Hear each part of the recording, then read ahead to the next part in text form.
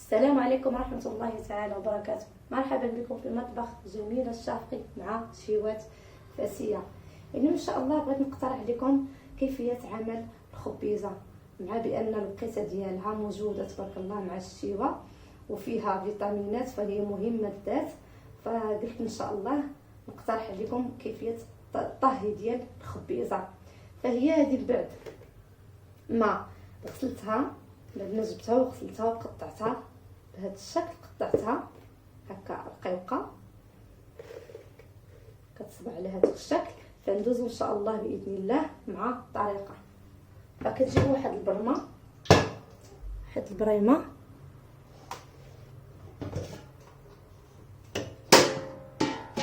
نوضعو فيها الماء،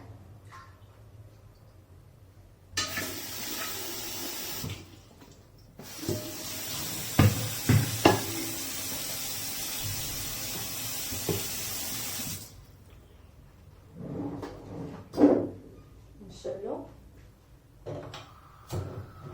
على البرمه ديالنا، نديرو الكسكاس حتى كيطلع البخار، تيسخن لينا الماء ديالنا. يلا ونتلاقاو ان شاء الله باذن الله باش نوريكم نديرو هاد التبخر.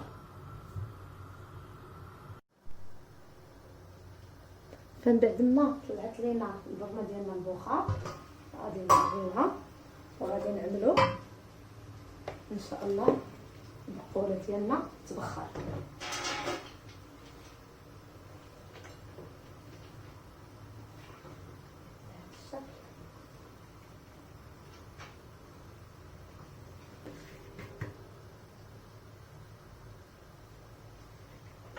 صافي فتنخليوها حتى كتنزل لينا، وكنوضعو يا بلاستيك غذائي يا بلاستيكه عاديه، وكنغطيو عليها بغلاقه. ما كانتش هاد الغلاقه ماشي مشكل، بلاش كتقفلو عليها غير بفيلم المونتير وكتخليوها حتى كطيب الخبيزه، حتى هاد الريوس ديال الخبيزه كيطيبوا، كتقلبوهم واش طابوا ولا لا، عاد باش كنطفيو عليهم ونكملوا ان شاء الله الطريقه.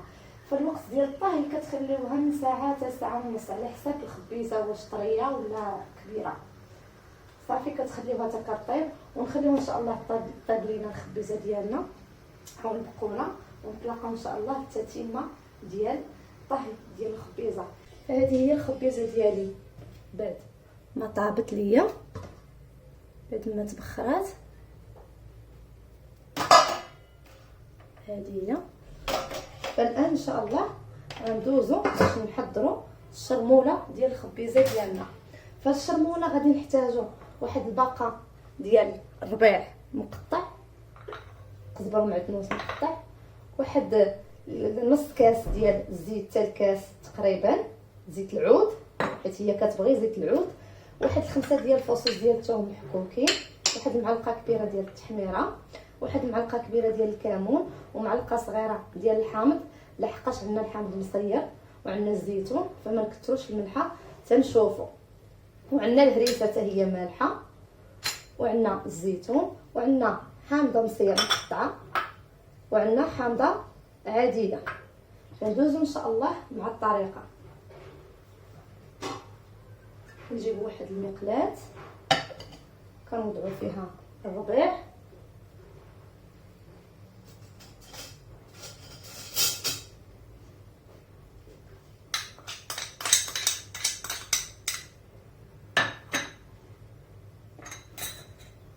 الثوم. كنعتذر على الاصبع ديالي ضربتو بالسكين.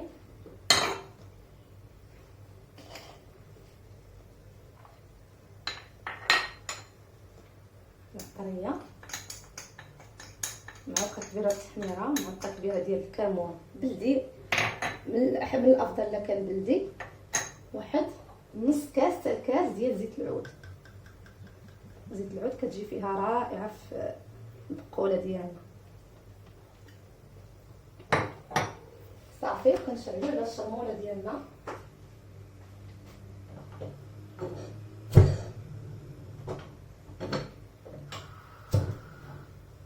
كنقصر بها على هنا نخليوها طيب.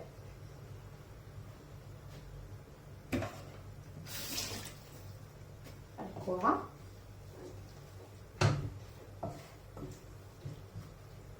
باغي تبعوا معايا الفيديو حتى الاخر، فراه اكيد غادي تنال الاعجاب ديالكم البقوله، فراه كتجي رائعه بهذه الطريقه.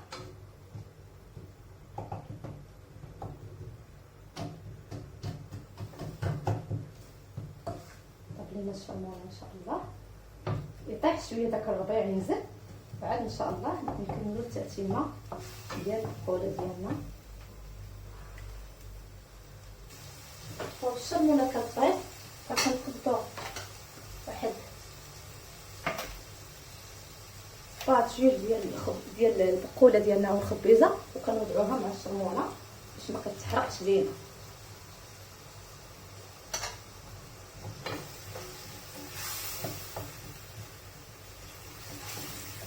ما كيتحرقش لينا الربيع.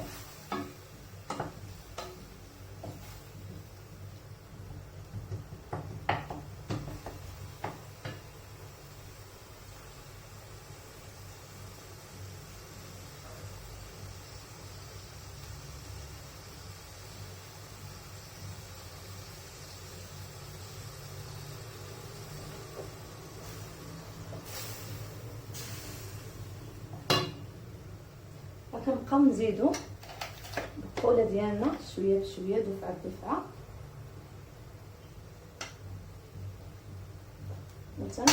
نخلطو.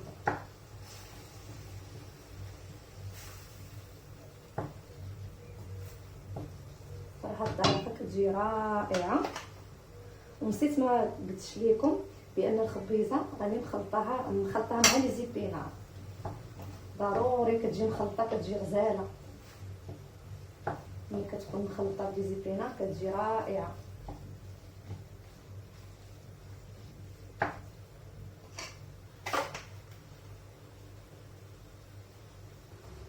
صافي نكملوا ان شاء الله الخبيزه ديالنا، نديروها كامله طبلينا، ونتلاقاو ان شاء الله للتتمه ديال الفيديو. صافي فضفت البقوله ديالي او الخبيزه كامله اللي غادي نشرمل. فالان غادي نوضع الهريسه، والحار حتى هو كيجي فيها ممتاز. نخلط خذي هذيك الهريسه البقوله ديالي،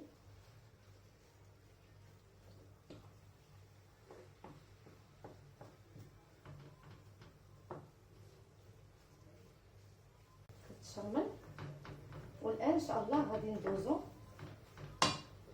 باش نقطعو الزيتون ديالنا اللي غنوضعوه في البقوله او الخبيزه.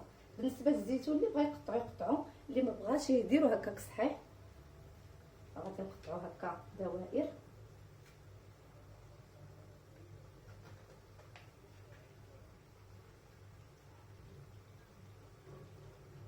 على هذا الشكل دوائر.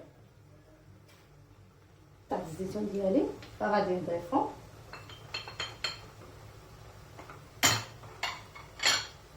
وغادي نضيف الحامض ديالي مسيح،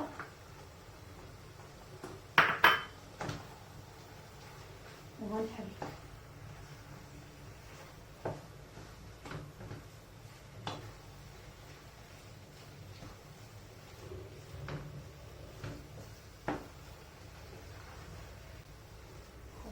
الطريقه دابا ان شاء الله غندوز للمرحله باش نعصر الحامضه ديالي ونضيفها حتى هي على البقوله. نحط واحد العصاصه هكا صغيره نعصر الحامضه ديالي باش نضيفها.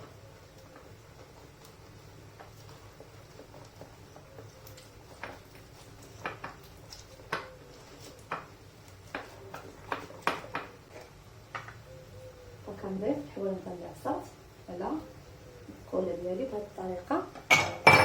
صافي كنبدا نحرك. صافي كنخليوها حتى كتحمر مزيان، كتجي مزيان، كتشرب، ما كتبقاش تطلق الماء، داك الماء تشربوا العافيه. عاد كنطفيو عليها ونتلاقاو ان شاء الله باش نقدمها لكم. فغير جربوا هاد الطريقه، راه كتجي غزاله. هاد الطريقه ديال العمل البقوله كتجي غزاله ومفيده. في فهذا هو الشكل النهائي ديال البقوله ديالي. كتجي على هذا الشكل، راه كتجي محمضه وغزاله. فجربوها، فاكيد ان شاء الله راه غتنال الاعجاب ديالكم. وفيها لي فيتامين بزاف، فيها الحديد، مهم مادات. فجربوها بهذه الطريقه، فاكيد غادي تعجبكم. فكنقدمها لكم بالصحه والراحه.